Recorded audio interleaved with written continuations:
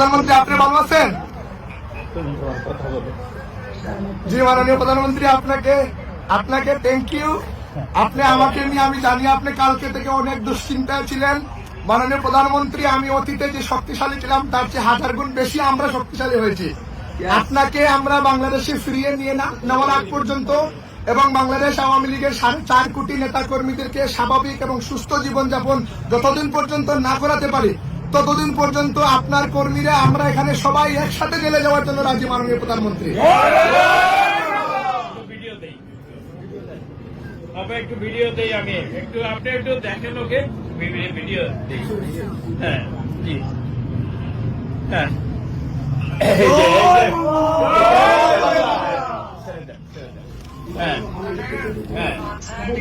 হ্যাঁ সবাই আছে এখানে,